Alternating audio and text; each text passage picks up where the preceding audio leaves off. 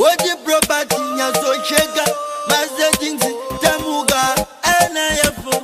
Military touch. Kamivenyu na satani Panoda kuviringidza patani Asi chimbona vunda pandani Kuti tsanda kapindana nazo zingani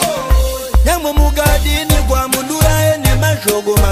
anofura Gara mjendi taura kutosimisa Jongo yangu kuona njinyura Asi ya mombozi vakazanda kasangana nazo Ombo kubira njikura Izo zinondisimisa Saka mtona mango maobo inene njinyora Anina matesa tani Asi ndine obozi mapatani Tari ya kuti vanondi venga vangani Andivunduki azize zinyowani Ndiri kusama vandimise ziripamishani Zimangoma ndiri kugadzira zinyowani Chimomira ikuvenga majamani Kuno tinogadzira mapatani Nyamwe mugadini kwa mundura ene mashoko anofura Gara mjendi taura kutosimisa Jongo yangu kuona njinyura Asi ya mombozi vakazanda kasangana nazo Ombo kubira njikura Izo zinondisimisa Saka mtona mango maobo inene njinyora Bane moyo yakaipa vanongomirira kufamisa zvakaipa Nizo yavanokwanisa zvatinogona havambozvifambisa Mamero vanotogara vane beki nefoshoro Vakangomirira kundicherera pasi Asi hazvina kutanga nhasi Zvekuzama kundikandira pasi Nyamwe mugadini kwa mundura ene mashoko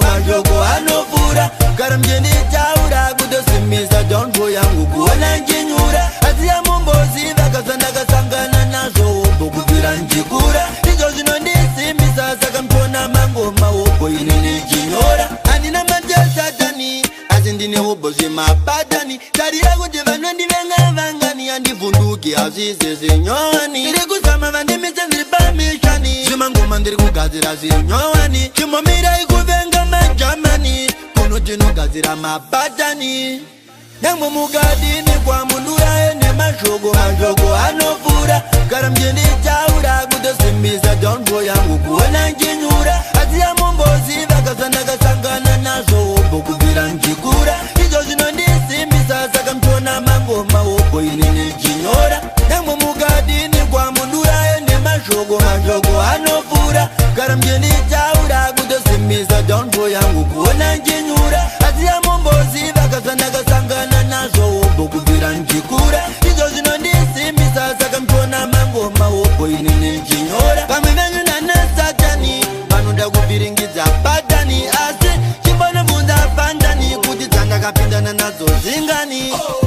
Nyamwe mugadini kwa mundura ene mashoko anofura Gara mjendi taura kutosimisa Jongo yangu kuona njinyura